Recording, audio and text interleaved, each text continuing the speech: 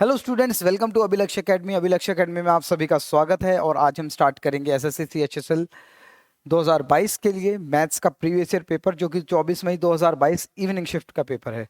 ठीक है, हमने जो सीरीज स्टार्ट की है, उम्मीद है आपको उससे फायदा हो रहा होगा। किस तरह के क्वेश्चंस टीसीएस अपना रहा है, ठीक है, किस लेवल के क्वेश्चंस रहते हैं, कैसी कैलकुलेशंस रहती है, ये सब आपको देखने को मिलेगा।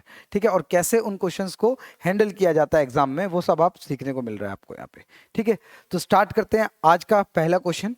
ठीक है, देखो पहला क्वेश्चन है यहाँ पर कि the value of 4 cube plus 4 bracket में है divided by 5 square minus 7 square minus 41। ठीक है, ये एक सिंप्लीफिकेशन का क्वेश्चन है, बोर्ड मास लगेगा। सबसे पहले ब्रैकेट खोलना है, तो जब आप इसमें ब्रैकेट खोलोगे तो सबसे पहले ये वाला ब्रैकेट खोल लो, उसके बाद ये ओपन कर लेना, फिर ये उसके बाद डिवाइड होगा। क्यों? क्योंकि कहीं ना कहीं सबसे पहले तो ब्रैकेट की ही वैल्यू खोली जाएगी, उसके बाद कहीं ना कहीं डिवाइड होगा तो होगा, करना पड़ेगा। ठीक है, तो यहां पर अगर मैं यहीं पर कर लेता हूँ 7 का स्क्वायर 49 माइनस 41, यहाँ पर 8 बचा, तो ये 5 का स्क्वायर 25 माइनस 8, ये कहीं ना कहीं ब्रैकेट में है। डिवाइड यहाँ पर है 4 का क्यूब 64 प्लस 4 68। ठीक है, 68 डिवाइडेड बाय क्या आ जाएगा 17, और 17 से कितनी बार जाएगा, कहीं ना कहीं 4 बार जाएगा, और आंसर आ जाएगा, answer number option number D answer है 4। ठीक है, चलो next, find the fourth proportion. Ratio proportion का क्वेश्चन है। फोर्थ प्रोपोर्शन का मतलब समझते हैं कि जब भी कोई तीन संख्याएं ए बी सी दी जाती हैं और उससे बोला जाता है कि प्रोपोर्शन में बताओ, प्रोपोर्शन में है ये, तो इसका मतलब क्या होता है? फोर्थ प्रोपोर्शन का मतलब क्या होता है कि ये ए बी के साथ किसी रेशियो में है, उसी रेशियो में सी भी किसी एक संख्या के साथ रेशियो में, उसको एक्स मान लेते हैं। और हमें ये पता है कि जब भी कोई चीजें या कभी प्रोपोर्शन में होती है कोई भी चीज, तो क्या होता है, इन दोनों का मल्टीपल और बीच वाले दोनों का मल्टीपल बराबर होता है। मतलब a इंटू एक्स बराबर b इंटू सी। ठीक है, तो x की वैल्यू क्या आ जाएगी, b इंटू सी बाय ए। इसका मतलब बाद की दो संख्याएं लेनी है, 6 और 8। ठीक है, और उसको डिवाइड कर देना है 5 से, तो 6 इंटू 8 डिवाइडेड बाय 5, मतलब 48 डिवाइडेड बाय 5। तो 5 9 ज़ा 45, 5 9 ज़ा 45। ठीक है, यहाँ पर पॉइंट आ जाएगा, और यहाँ पर 3 बचा है, 5 6 ज़ा 30।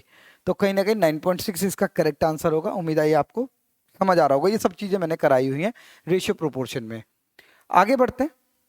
इसने कहा कि एक two pack a set of books Gotham got cartoons of a certain height that were 48 inches long and 27 inches wide.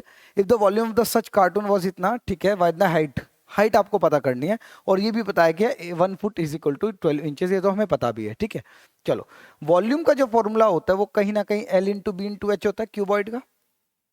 ठीक है, और अगर वॉल्यूम यहाँ पर हमें दिया हुआ है 22.5, और वो किस में दिया हुआ है, कहीं ना कहीं फीट में दिया हुआ है। ठीक है, फीट में दिया हुआ है, तो इसका मतलब ये जो इंचेस हमें दिया हुआ है यहाँ पर, इन सभी को हमें फीट में बदलना पड़ेगा, ये जो यहाँ पर दिया हुआ है, क्योंकि यूनिट तो एक जैसी ही होनी चाहिए।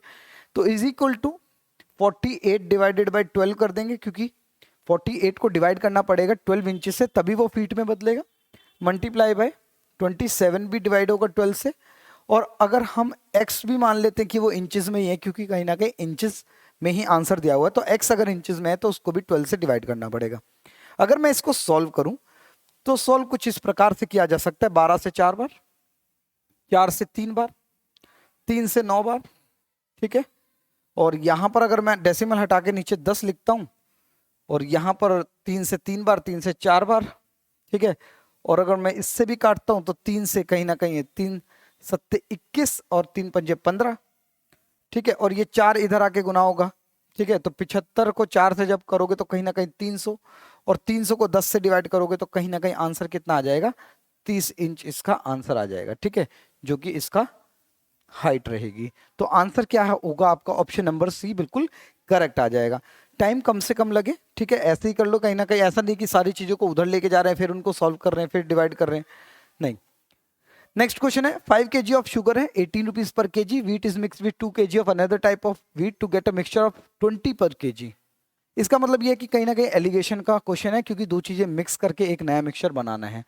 तो पहले वाले मिक्सचर का प्राइस देखो, यहाँ पर 18 रुपीज पर केजी था। दूसरे वाले मिक्सचर का जो प्राइस हमें नहीं पता है, लेकिन इसने कहा कि जो मिक्सचर है वो 20 होना चाहिए, यह मतलब 20 यहाँ आना चाहिए, और ये वाली वैल्यू हमें नहीं पता, लेकिन ये पता है कि उनका जो क्वांटिटी है, पहले वाले की तो 5 kg है, और दूसरे वाले की कहीं ना कहीं 2 kg है, तो इसका मतलब इसमें आना चाहिए। अब हमें ये पता है कि क्रॉस में बड़े वाली वैल्यू से छोटी वाली वैल्यू माइनस होती है, तो 20 में से 18 गए होंगे, यहाँ 2 आया होगा, तो इसका मतलब 2 की वैल्यू 2 ही है, तो इसका मतलब यहाँ पर 5 की भी वैल्यू क्या आएगी, 5 ही आएगी। ये तो कहीं ना कहीं ओरिजिनल क्वांटिटी थी ना, ये तो कहीं रेशियो में निकालना था, रेशियो होना चाहिए था यहाँ पर। तो 20, अब यहाँ पर इसमें से ये माइनस हुआ तो इसमें से ये माइनस होगा, तो इसका मतलब ये कितना होगा, 25, 25 में से 20 जाएंगे तभी तो वो 5 आएगा, तो इसका मतलब दूसरे वाला जो मिक्सचर था उसकी जो प्राइस था वो कहीं ना कहीं 25 रहा होगा। ठीक है, चलो next question. cot 75 is equal to 2 minus root 3। ठीक है, चलो cot 75 हमें दिया हुआ है कि भाई 2 माइनस रूट 3। अगर हम इसको समझें तो क्या मैं ये बोल सकता हूं cot का मतलब होता है b बाई पी। इसका मतलब कहीं ना कहीं जो थीटा एंगल आपको दिया हुआ है, मतलब ये कि अगर ये एक 75 डिग्री में मान लेता हूं, तो cot ये कह रहा है कि b जो है वो कहीं ना कहीं 2 माइनस रूट 3 है, और कहीं ना p जो है वो 1 है, मतलब ये अपॉन में 1। इसका मतलब ये बेस है, ये इज इक्वल टू बेस है, और ये नीचे परपेंडिकुलर है। ठीक है, अब इसने कहा कि भाई आप ये बताओ cot 15 की वैल्यू चाहिए। अब हमें ये पता है कि ये अगर 75 है तो इसका मतलब ये कहीं ना कहीं 15 होगा। ठीक है, बिल्कुल क्लियर है। अगर cot 15 मुझे चाहिए तो इसका मतलब ये है कि इसको देखते हुए बेस मेरा 1 होगा, और सामने वाला कहीं ना कहीं perpendicular 2 minus root 3।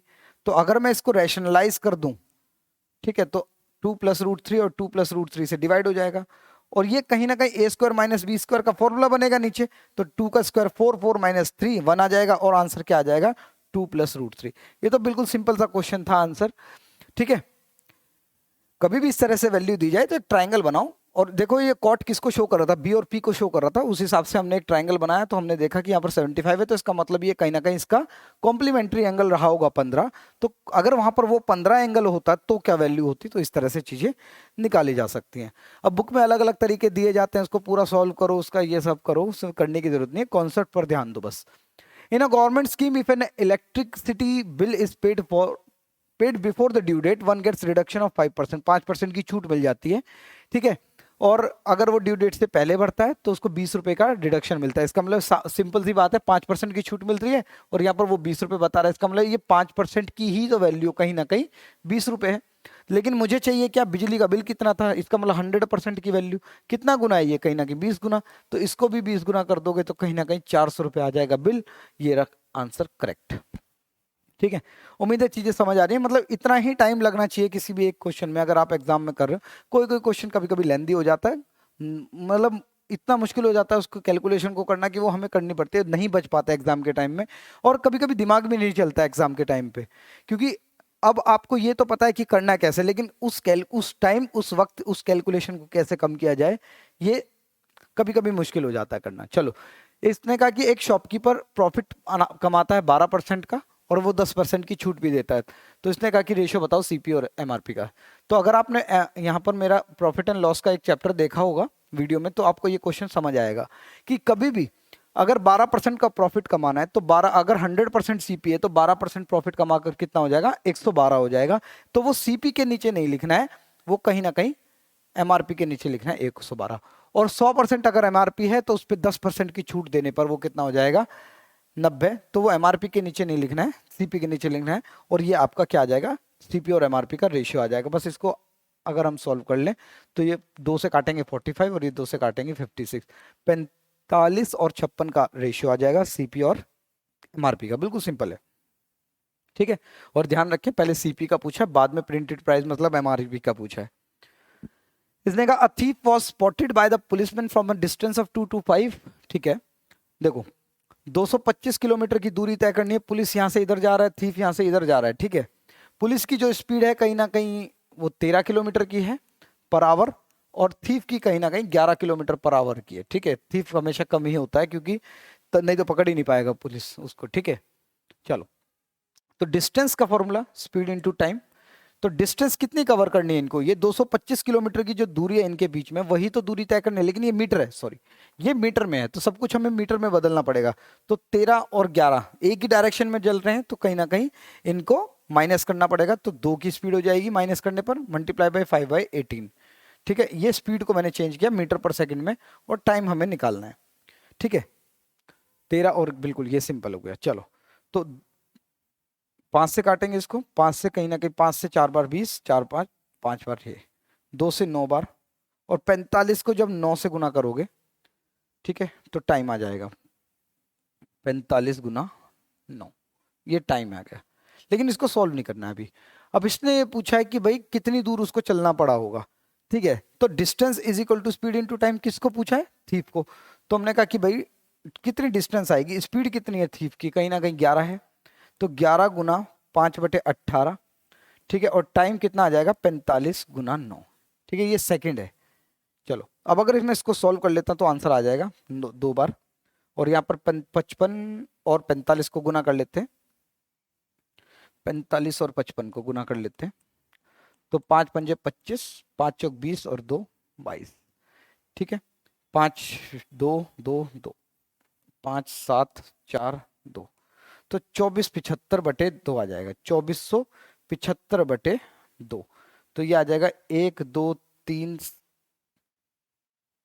7.5, 2 3 7.5। Option number A बिल्कुल करेक्ट है। ठीक है, चलो आगे बढ़ते हैं। Which of the following is divisible by 3?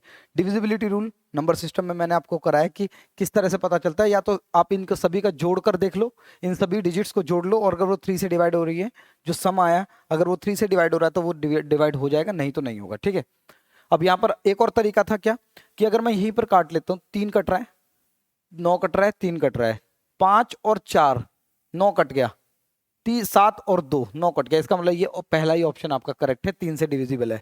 जैसे बाकी अगर मैं बात करूं, 3 कट गया, 6 कट गया, 9 कट गया, 3 कट गया, 5 और 4 कट गया, 7 बच गया, इसका मतलब 7 जो है 3 से डिविजिबल नहीं है।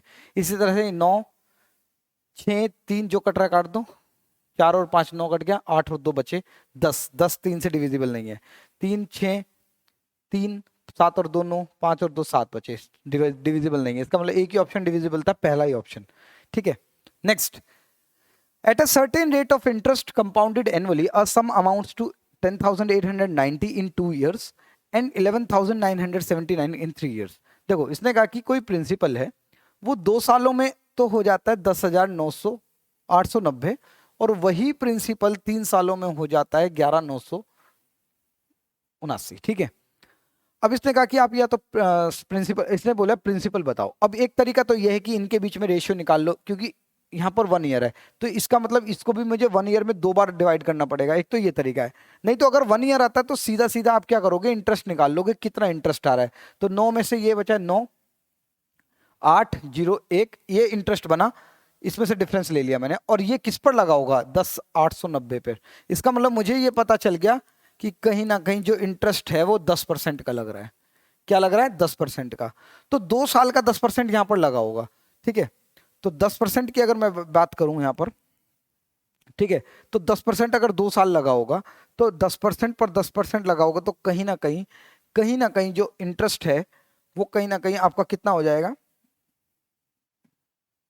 देखो अगर मैं बात करूं प्रिंसिपल, कोई भी प्रिंसिपल रहा होगा उस पर 10%, तो 11/10 हो जाएगा, एक और 11/10 हो जाएगा, तो वो प्रिंसिपल कहीं ना कहीं 10,890 हो जाएगा। ठीक है, अगर मैं इसको सॉल्व करूं तो कहीं ना कहीं 11 से 9 बार 99, ये बचा यहाँ पर 9, और यहाँ पर फिर से 9 और 0, 11 से 90। ठीक है, और ये 2 0, इसका मतलब प्रिंसिपल की वैल्यू जो है वो 9,000 आ जाएगी, करेक्ट। ठीक है, ऑप्शन भी ट्राई कर सकते थे कि 2 साल का इंटरेस्ट निकालकर इतना आना चाहिए, ठीक है, लेकिन वो लेंदी हो जाता। आ जाते हैं ग्राफ पर। ठीक है, हिस्टोग्राम यहाँ पर दिया हुआ है आपको। अब इसने पूछा है कि अलग अलग कंपनीज का ये PQR का ओवर द ईयर्स एक ग्राफ दिया हुआ है। अब इसने पूछा what is the ratio of average production of company P। ठीक है, अब रेशियो पूछा है किसका? प्रोडक्शन ऑफ P इन 2017 से 19, 17 से 19 P में। तो इसका मतलब ये ब्लू वाला पार्ट ले रहा हूं मैं, इन सभी को अगर मैं जोड़ लूं तो 50 और 40 90, 90 और 20 110, 115, ये P की वैल्यू आ गई।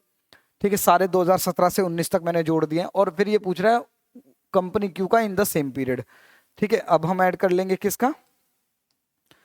Q कंपनी, तो Q जो है ऑरेंज है, 35 40 और 50, अगर इनको जोड़ें 90 90 और 30 120, 120 और 5 125, इन्हीं का रेशियो चाहिए। तो 5 से काटेंगे तो कहीं ना कहीं 25 बार और ये आ जाएगा 23 बार। ऑप्शन नंबर सी बिल्कुल करेक्ट है। ठीक है, उम्मीद है चीजें आपको समझ आ रही हैं। ठीक है, बेहतर तरीके से समझ आ रही है। किसी भी तरह का कोई भी डाउट होता तो आप कमेंट में जरूर लिखें। ठीक है, नेक्स्ट एक और पाई चार्ट यहाँ पर दिया हुआ है ड्रेस, और ये पाई चार्ट किस चीज का है? ड्रेस कलर्स का। क्वेश्चन देखो क्या पूछ रहे हैं कि 60 स्टूडेंट्स हैं सारे, उन्हीं का परसेंटेज दिया है कि ब्लू ड्रेस 40% ने पहनी है, ऑरेंज ने 30%, ग्रे 20%, 10% येलो ने। तो इसने पूछा कि नंबर ऑफ स्टूडेंट बताओ जो येलो कलर की जिसने ड्रेस पहनी है। इसका मतलब इसी 60 का कहीं ना कहीं 10% होगा। ठीक है, 10% होगा तो कहीं ना कहीं आंसर 6 होगा। बिल्कुल क्लियर। चलो next. In a class there are 39 students and their average weight is 51। ठीक है, और average if we include weight of the teacher, average weight it becomes 51.2। ठीक है, देखो 39 स्टूडेंट्स हैं, उन सभी का एवरेज वेट 51 है। तो कहीं ना कहीं इन सभी को मैं मल्टीप्लाई कर लेता हूँ। ठीक है, तो 51 को 39 से अगर मैं मल्टीप्लाई करता हूँ, 9 एकम 9, 5 9 45 और 3 एकम 3 और 3 पंजे 15, तो ये कहीं ना कहीं 1989 होगा, 1989 होगा। इन सभी का टोटल आ गया ये। ठीक है, क्योंकि एवरेज का जो फॉर्मूला है वो क्या होगा? n इंटू एवरेज क्या आ जाएगा? सम आ जाता है, n इंटू एवरेज सम। इसने कहा कि अगर टीचर इंक्लूड कर दिया जाए तो टीचर हो जाएगा तो 40 स्टूडेंट हो जाएंगे, और एवरेज वेट जो है वो कहीं ना कहीं 51.2 हो जाएगा, 51.2 हो जाएगा। तो इसको भी अगर मैं मल्टीप्लाई कर लेता हूँ, ठीक है, तो 51.2 को मैं 40 या अगर मैं डेसिमल हटा दूं तो कहीं ना कहीं मुझे 4 से गुना करना पड़ेगा। ठीक है, तो 2 चौक 8, 4 एकम 4, 4 पंजे 20। तो कहीं ना कहीं कितना डिफरेंस आ गया एज में? अगर आप देखोगे तो कहीं ना कहीं ये 2000 से कंपेयर करें तो 48 और 11 कहीं ना कहीं 59। उसकी जो टीचर की एज थी वो कहीं ना कहीं 59, 2000 से 11 कम, 2000 से 48 ज़्यादा, तो कहीं ना कहीं 59। ठीक है, इस तरह से निकाला जा सकता है, बिल्कुल आसानी से इसको किया भी जा सकता है। चलो next. A sum of money becomes, ठीक है, एक प्रिंसिपल है कोई, तो वो 3364 रुपए बन जाता है 16% के रेट से।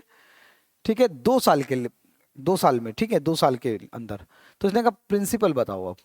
ठीक है, कोई बात नहीं, इसको कर सकते हैं हम। देखो इसका सबसे अच्छा तरीका यह है कि 16% का मतलब होता है 16/100, मतलब अगर 4 से काटे तो 4/25। तो जितना भी साल का डिफरेंस या कुछ भी निकालना होता है तो आप उसका स्क्वायर कर दो डिनोमिनेटर का। तो 625 मैं प्रिंसिपल मान लेता हूँ।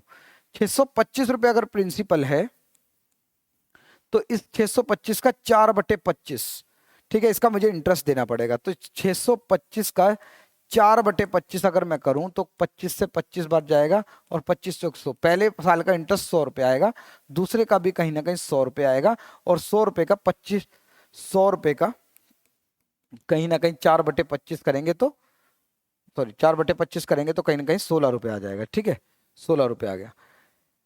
तो इसने कहा कि भाई ये कितना हो जाता है, देखा जाए तो अमाउंट दिया हुआ है। अगर मैं अमाउंट की बात करूं तो कहीं ना कहीं 625 प्रिंसिपल, ये इंटरेस्ट सारा मिलाकर अगर मैं बात करूं तो 625, 725, 825, 825 और 16 कहीं ना कहीं 841 होता है, कहीं ना कहीं 841 होता है। लेकिन वो कह रहा है नहीं, 3364 रुपए है, 3364 रुपए है। ठीक है, तो प्रिंसिपल क्या होगा? इसका मतलब 625 की वैल्यू आपको चाहिए। तो अगर मैं यहाँ पर बात करूँ ऑप्शन से पुटअप करने की, तो ले सकते हैं यहाँ पर। देखो ये कितना टाइम्स हो सकता है? ये कहीं ना कहीं 4 बार हो सकता है, एग्जैक्टली एक का 4 बार हो सकता है। तो 841 का 4 बार अगर मैं करता हूँ, 4 एकम 4, 4 चौक 16, ठीक है, बिल्कुल आ रहा है, 4/32 और 1/33, तो कहीं ना कहीं 4 बार है। इसका भी 4 बार कर देंगे तो 625 का जब आप 4 बार करोगे तो 4 का 600 का 2400, 2400 और 4 2500। आंसर क्या आ जाएगा? बिल्कुल एग्जैक्टली 2500 प्रिंसिपल आ जाएगा। ठीक है, प्रिंसिपल एज्यूम कर लिया था, उस हिसाब से सीआई निकाला, सीआई की वैल्यू रख दी, ठीक है, अमाउंट की वैल्यू रख दी और उससे प्रिंसिपल से कंपेयर किया। ठीक है, इस तरह से आसानी से किया जा सकता है। नेक्स्ट की अगर मैं बात करूं यहां पर, ठीक है, नेक्स्ट क्वेश्चन की अगर यहां पर बात करें, चलो नेक्स्ट क्वेश्चन है हमारा, if the surface area of the sphere is 1386 centimetre square, find the radius. इसने कहा कि भाई एक स्फीयर है, उसका सरकम, सॉरी सरफेस एरिया दिया हुआ है। सरफेस एरिया मतलब जिस पर वो पेंट हो सकता है, बाहर वाला एरिया, उसका एरिया दिया हुआ है 1386। तो 4 पाई आर स्क्वायर होता है इसका एरिया। स्फेयर की अगर बात करें तो 4πr² होता है इसका सरफेस एरिया। तो 4πr² की वैल्यू अगर हमें दे रखी है 1386, तो इसमें पाई की तो वैल्यू यहाँ पर नहीं है, तो इसका मतलब हमें यहाँ पर निकालनी पड़ेगी। तो रेडियस की वैल्यू जो है 1386 डिवाइडेड बाय 422 इंटू 7, 7 ऊपर चला जाएगा, पाई नीचे आ गया था, ठीक है। चलो अब इसको सॉल्व कर लेते हैं। 11 से जरूर जाएगा ये, 11 से अगर जाएगा तो कहीं ना कहीं 11 से 2 बार, 11 से 1 बार, 2 बचे, 11 से 2 बार और 6 बार, 126, ठीक है। 2 से कहीं ना कहीं है 63, ठीक है। 63 को अगर मैं 7 से करता हूं मल्टीप्लाई, तो 3 सत्ते 21, 6 सत्ते 42 और 43, सॉरी 3 सत्ते 21, हाँ से 42 और 44, 441/4 आ जाएगा, ठीक है। लेकिन ये क्या है, रेडियस स्क्वायर की वैल्यू, अगर मैं ये स्क्वायर हटाता हूं तो यहाँ रूट लग जाएगा, तो ये आ जाएगा 21/2, 21/2 का मतलब है 10.5 एग्जैक्टली, ठीक है। चलो नेक्स्ट की बात करते हैं क्वेश्चन। इसने कहा एक न्यूमरेटर है, उसका फ्रैक्शन अगर फ्रैक्शन है उसका न्यूमरेटर अगर बढ़ा दिया जाए 50%, तो अगर मैं मान रहा हूँ एक्स वाई है, आपका जो फ्रैक्शन है उसका न्यूमरेटर एक्स और वाई ये है, तो अगर उसका फ्रैक्शन का न्यूमरेटर 50% बढ़ा रहा है, इसका मतलब वो कहीं ना कहीं 150% हो जा रहा है। 100% तो वो अपने आप में था ही, उसका 150% हो गया, ठीक है। 50% और आ गया तो 150 हो गया। और y जो है मतलब डिनोमिनेटर जो है वो कम हो गया 28%, इसका मतलब कहीं ना कहीं वो 72%, 100% में से 28 घट गया। तो यहाँ पर अगर मैं सॉल्व करूंगा इसको तो परसेंटेज से परसेंटेज कैंसिल हो जाएगा, जिसकी वजह से उसने बोला है फ्रैक्शन जो है वो 25 बटे क्या हो जा रहा है, 36 हो जा रहा है, ठीक है। बिल्कुल सिंपल सा क्वेश्चन है ये। अगर इसको सॉल्व करें तो 36 दूनी 72, 25 ठीक, और ये 1 और ये 3, तो कहीं ना कहीं x और y की वैल्यू, ये 1 इधर चला जाएगा और 3 नीचे आ जाएगा। तो ओरिजिनल जो फ्रैक्शन था वो 1/3 था, ऑप्शन नंबर डी, ठीक है। उम्मीद है सारी चीजें आपको समझ आ रही हैं, कम टाइम में हम इसको कर भी पा रहे हैं। यहाँ पर क्वेश्चन 957 प्लस 932 का स्क्वायर है -4 इंटू 957 इंटू 932, ठीक है। ये अब देखा जाए, देखो यहाँ पर जब 4 आ रहा है तो आपको अगर ध्यान है तो a प्लस बी का अगर मैं होल स्क्वायर करता हूँ, जो कि होता है a² plus b² plus 2ab, और अगर मैं a माइनस बी का होल स्क्वायर करता हूँ तो a² plus b² minus 2ab आ जाएगा, ठीक है। अगर मैं इसको सॉल्व करता हूँ, मतलब इसको माइनस करता हूं, तो कहीं ना कहीं ये कट जाएगा, ये कट जाएगा और ये माइनस हो जाएगा, मतलब a प्लस बी का whole square minus a minus B का होल स्क्वायर, तो ये कहीं ना कहीं 4ab आ जाएगा।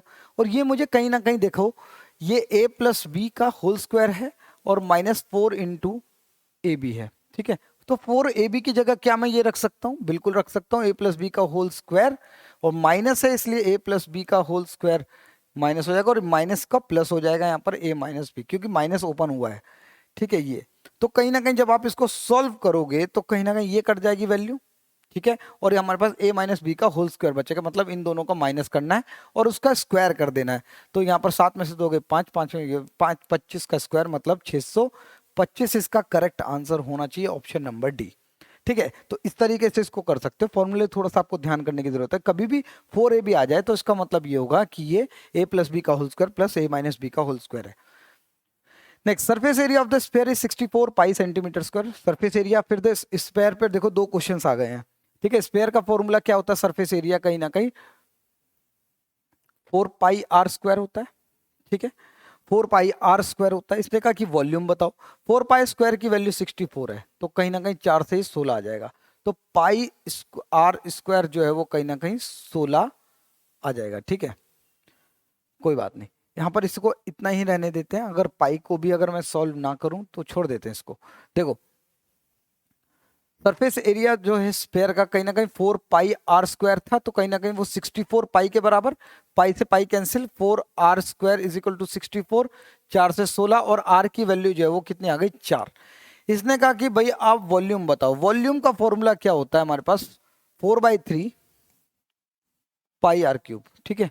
तो 4/3 इंटू पाई, पाई को पाई ही रहने देते क्योंकि कहीं ना कहीं ऑप्शन में पाई हमें दिया हुआ है सब जगह, ठीक है।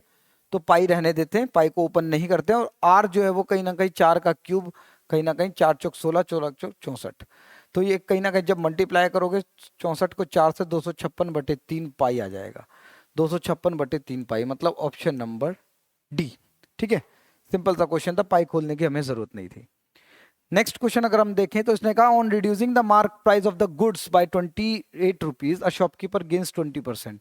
देखो इसने कहा कि सीपी और अगर एमआरपी की बात करें तो एमआरपी पर ये कह रहा है कि अगर वो एमआरपी से 28 रुपए कम कर रहा है तो उस सीपी पर उसको 20% का प्रॉफिट है। अगर मैं 100% सीपी मान रहा हूं तो कहीं ना कहीं ये 120 में बेच रहा है। ठीक है, 120% की बात कर रहे हैं क्योंकि यहाँ पर परसेंट है और ये एग्जैक्टली 28 रुपए माइनस हुए हैं। तो इसने कहा कॉस्ट प्राइस अगर 560 रुपए है तो कितने में उसको, ठीक है कोई दिक्कत नहीं है। देखो मार्क प्राइस को 28 रुपए कम किया है जिसकी वजह से उसको 120% का प्रॉफिट होता है। तो कॉस्ट प्राइस अगर 560 रुपए है तो 560 रुपए पर मुझे 20% प्रॉफिट निकालना पड़ेगा। 560 का अगर मैं 20% निकालता हूं तो कहीं ना कहीं मैं ये कह सकता हूं 112 रुपए का प्रॉफिट होगा। ठीक है, तो अगर 560 रुपए सीपी है तो 112 रुपए अगर मैं जोड़ देता हूं तो 672 रुपीज भी बिकेगा। 672 में कहीं ना कहीं 28 रुपए कम थे तो अगर ये जोड़ देंगे तो कहीं ना कहीं ये 700 रुपए आएगा। तो कहीं ना कहीं 560 से अगर वो सीधा 700 रुपए में बेचता है तो कितना प्रॉफिट होता, तो कहीं ना कहीं 140 रुपए का प्रॉफिट होता। ठीक है, 140 का प्रॉफिट हो रहा है 560 रुपए सीपी पर मल्टीप्लाई बाय 100 4 बार और ये 25%। आंसर इसका करेक्ट आ जाएगा ऑप्शन नंबर बी। ठीक है, इस तरह से चीजों को करना है, ध्यान रखना है आपको। नेक्स्ट की अगर बात करें x plus 1/x is equal to -2√3 what is the value of x5 plus 1/x5। ठीक है, बहुत अच्छा क्वेश्चन है, थोड़ा सा लेंदी है। ठीक है, देखो असल में x5 प्लस 1/x5 की वैल्यू जो है वो होती है x³ plus 1/x³ multiply by x² plus 1/x² minus x plus 1/x।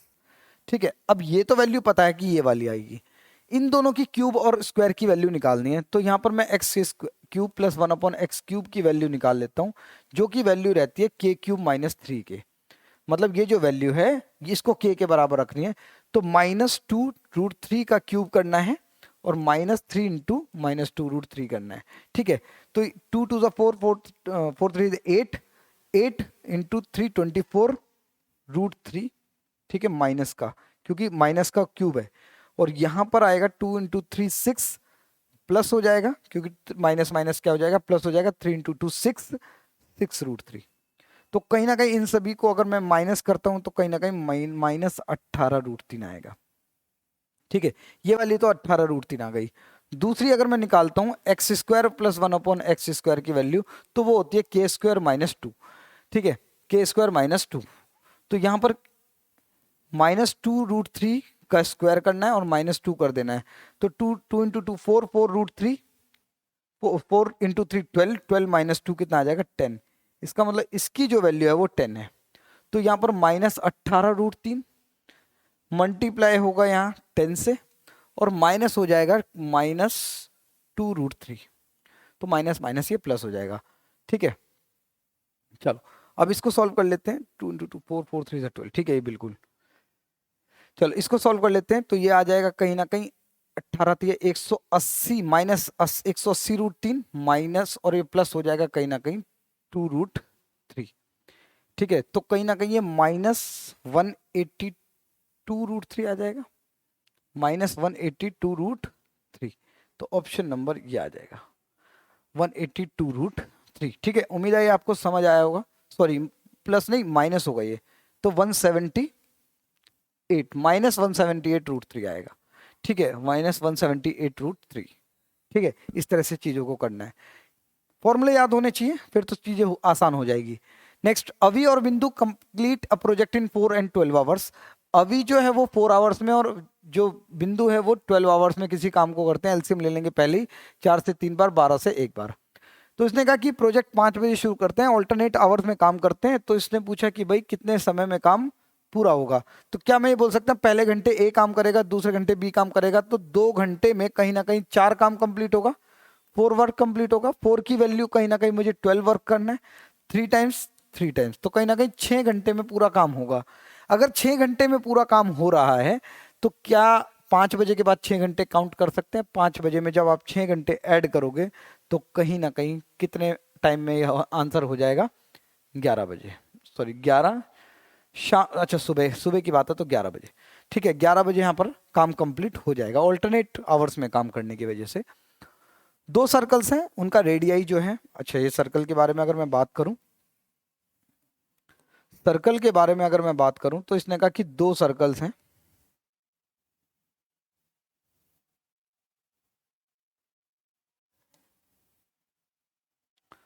दो सर्कल्स हैं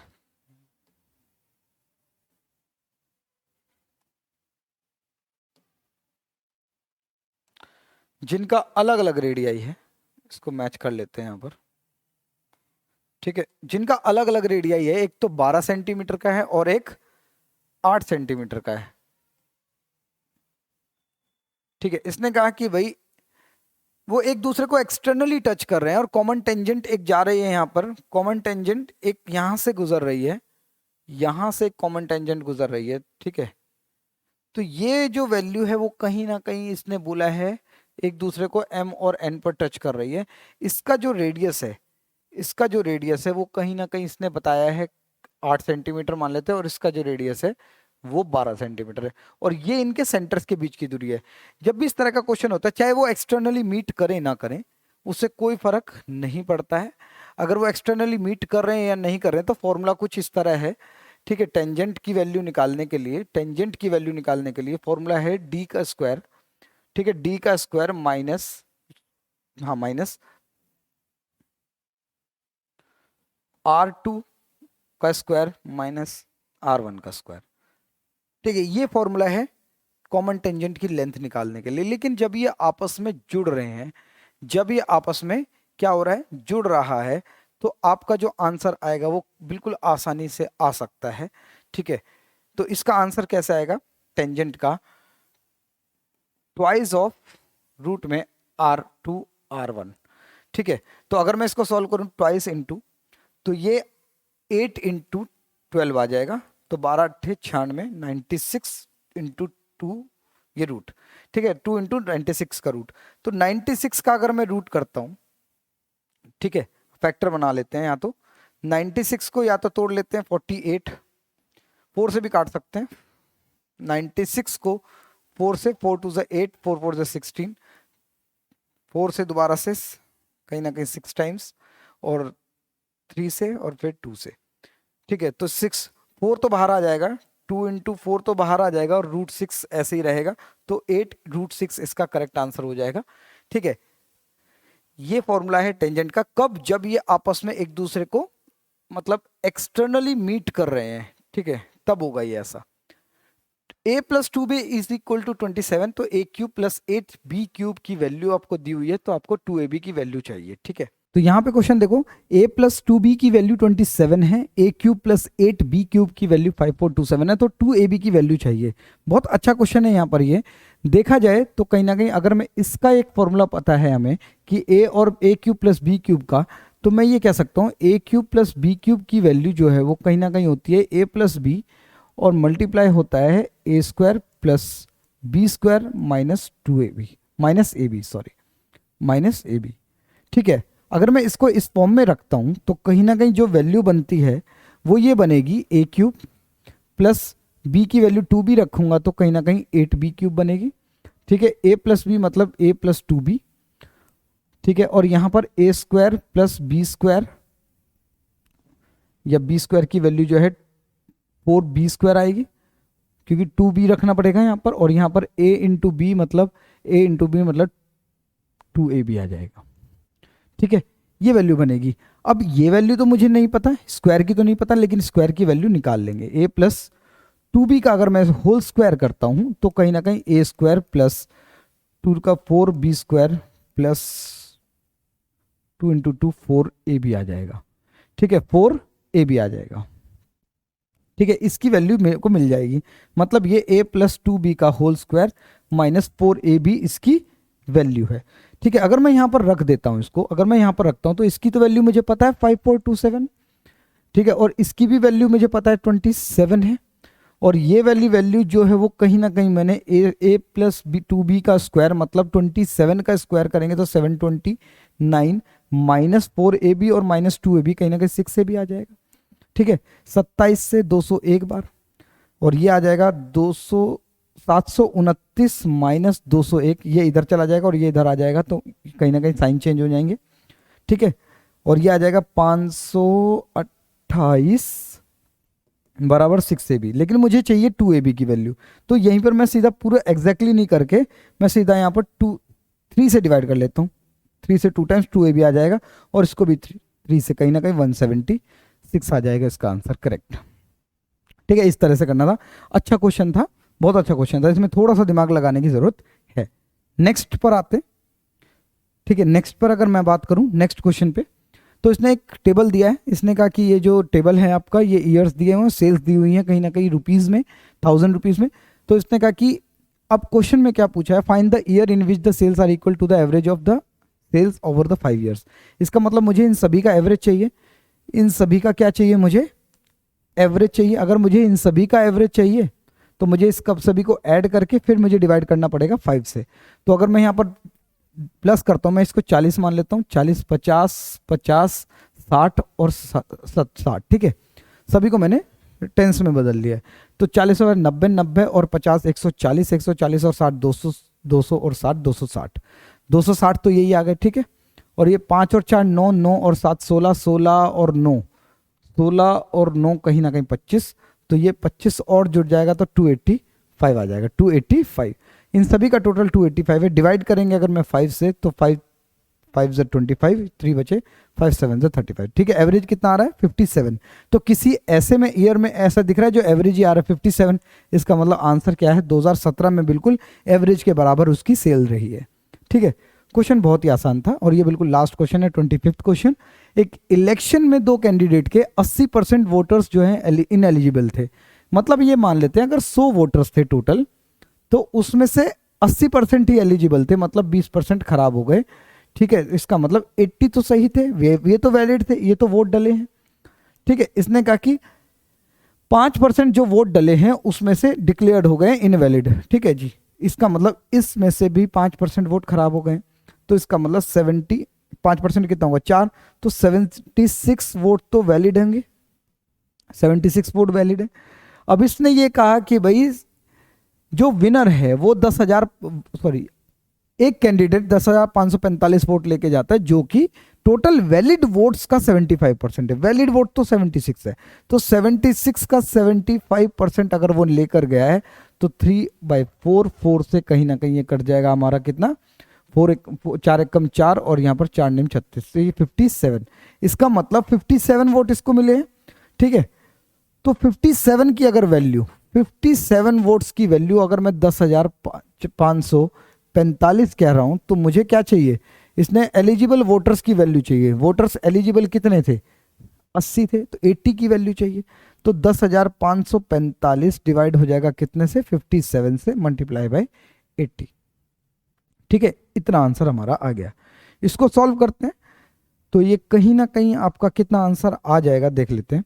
इसको काटेंगे तो ये 3 से काट सकते हैं, 3 से 19 बार, 3 से 3 बार 9, 3 से एक बचा यहाँ पर, 3 से 5 बार 15, 3 से 1 बार और 5 बार, ठीक है। 19 से दोबारा काट लेंगे, 19 से अगर काटें तो कहीं ना कहीं 19 से कम 19, ठीक है। कितने बचेंगे यहाँ पर 185 बचेंगे, ठीक है। और जब आप इसको मल्टीप्लाई करोगे तो 0 0, ठीक है, 5 8 40, 4 कैरी ऑन, 8 8 64 64 और 4 8, 800 किसी में है, हाँ 17,800 बिल्कुल इसका करेक्ट आंसर आ जाएगा। तो इस तरह से ये कैलकुलेशन रहेंगी, थोड़ी बहुत कभी कभी किसी क्वेश्चन में हो जाता है, ठीक है। इससे डरना नहीं है बिल्कुल भी।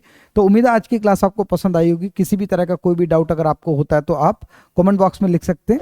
अगर आप चैनल पर नए हैं तो चैनल को जरूर सब्सक्राइब करें, वीडियो को जरूर लाइक करें, ठीक है, और बेल आइकन को भी दबाएं जिससे नोटिफिकेशन आपको सबसे पहले मिल जाए, ठीक है। तो मिलते हैं आपसे नेक्स्ट क्लास में, तब तक अच्छे से पढ़ते रहिए। Thank you.